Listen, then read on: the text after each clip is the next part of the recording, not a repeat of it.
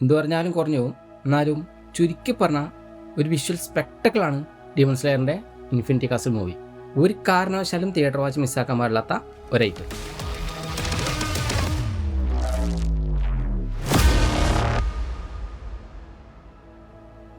ഞാൻ ഏറ്റവും സർപ്രൈസ് ആയത് തിയേറ്ററിലെ ക്രൗഡ് കണ്ടിട്ടാണ്.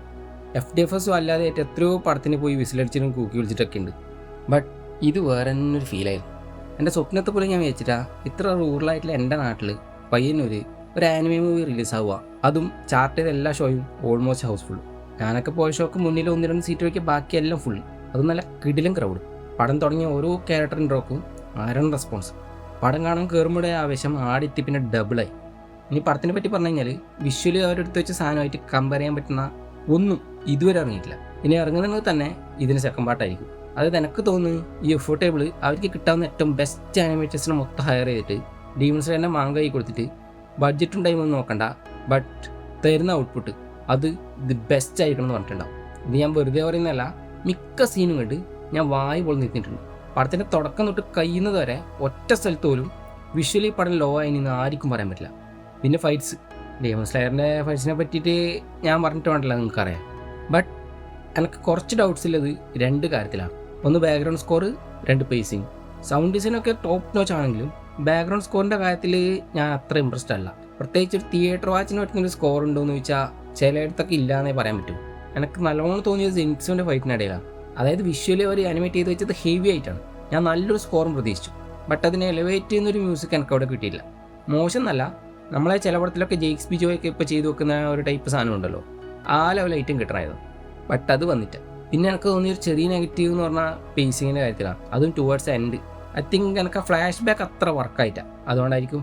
പട്ടി എടുത്തു വെച്ചവരും തെറ്റു പറയാൻ പറ്റില്ല. ഡീമൺ സ്ലെയർ എന്ന് പറഞ്ഞാൽ ജസ്റ്റ് ഒരു ആവറേജ് മാങ്കിയാണ്. ഭയങ്കര എന്ന് പറഞ്ഞാൽ അതിലൊന്നുമില്ല. മോസ്റ്റ് ഓഫ് ദ ടൈം മാങ്കിയും ഭയങ്കര സ്ലോ പേസിൽ തന്നെയാണ് പോകുന്നത്. ബട്ട് അങ്ങനെ ഒരു ഐറ്റത്തെ നമ്മൾ ഇന്നീ കാണുന്ന ഗ്ലോബൽ സെൻസേഷനാക്കി മാറ്റിയത് കംഫോർട്ടബിൾ ആണെന്ന് നിസ്സംശയം പറയാം. നിങ്ങൾ ആലോചിക്കണം, Toei, MAPPA, Wit studio, A1 pictures അങ്ങനെ തുടങ്ങി ജപ്പാനിലെ ആനിമേ സ്റ്റുഡിയോസിന് ഒരു പഞ്ഞുമില്ല. ബട്ട് ഇവരൊക്കെ ഒരിക്കലും അച്ചീവ് ചെയ്യാൻ കഷ്ടപ്പെടുന്ന പ്രൊഡക്ഷൻ ക്വാളിറ്റി ഇത്ര കാലമായിട്ട് നിലനിർത്തി ഡീമൺ സ്ലെയറിനെ നമ്മൾ ഇനി കാണുന്ന ബ്രാൻഡാക്കി മാറ്റിയത് കംഫോർട്ടബിൾ എന്ന് പറഞ്ഞാൽ ഒരു വിഷണറി പ്രൊഡക്ഷൻ കമ്പനി എടുത്ത ഒരു റിസ്ക് ആണെന്ന് പറയാം. ഇപ്പം ഈ പടം വേൾഡ് വൈഡ് ഇത്രയും ക്ലിക്കായി നിൽക്കുന്ന സമയത്ത് അതിൽ ഏറ്റവും സന്തോഷമുള്ളതും ഏറ്റവും ആശ്ചര്യമുള്ളതും ഒരാൾക്കായിരിക്കും, ദ ക്രിയേറ്റർ ഓഫ് ഡീമൺ സ്ലെയർ. സത്യം, ഇത്രയും ലേമണായിട്ടുള്ള ഒരു ആവറേജ് മാങ്ക ഇനി ഇത്രയും വലിയൊരു ഹിറ്റ് ആനിമേ ആവുന്നു അയാൾ സ്വപ്നത്തിൽ പോലും വിചാരിച്ചിട്ടുണ്ടാവില്ല. കംഫോർട്ടബിളിന് വരെ വേറെ ഇറങ്ങാൻ ബാക്ക് ചെയ്തിട്ടുണ്ടെങ്കിൽ ഒരു സാധാരണ ആനിമേ മാറേണ്ട സാധനമായിരുന്നത്. എന്താണെങ്കിലും പടം ഒരു രക്ഷയില്ല. നിങ്ങൾ ഡീമൺ സ്ലെയർ ഫോളോ ചെയ്യുന്ന ആളാണെങ്കിൽ ഇതുവരെ ഇറങ്ങിയ 4 സീസൺ നിങ്ങൾ കണ്ടിട്ടുണ്ടെങ്കിൽ മസ്റ്റായിട്ടും ഇത് തിയേറ്ററിൽ തന്നെ പോയി കാണാം. OTT വന്ന് കാണാമെന്ന് വിചാരിക്കുന്നുണ്ടെങ്കിൽ നിങ്ങൾക്ക് തന്നെ നഷ്ടം. പിന്നെ എല്ലാവരും പറഞ്ഞ പോലെ IMAX-ലും 4DX-ലും ഒക്കെ എക്സ്പീരിയൻസ് ആയിരിക്കും. കാണാൻ പറ്റുന്നവർ അവിടെ കാണാം. ഇനി ഇതിലൊന്നിനും പോകാൻ പറ്റില്ലെങ്കിലും ഇതിൻ്റെ തിയേറ്റർ വാച്ച് നിങ്ങൾ മിസ്സാക്കാൻ പാടില്ല. ബിക്കോസ് ഇതുപോലൊരു അഡ്രിനാലിൻ ഹെവി ഐറ്റം ഒരു പാക്ഡ് തിയേറ്ററിൽ നിന്ന് കാണുന്നത് once in lifetime experience ആയിരിക്കും. ഇനി ഇതെന്താണെന്ന് അറിയാണ്ട് തിയേറ്ററിലെ തിരക്ക് കണ്ട് ഷോണം കയറി ഒന്നും മനസ്സിലായില്ല എന്ന് പറയുന്നവരോട് please don't bother us. For you it's just a cartoon, but for us it's so much more. ഇപ്പോൾ പടം കണ്ടവരും കാണാൻ പോകുന്നവരും നിങ്ങളുടെ അഭിപ്രായം കമൻറ്റിൽ പറയാം.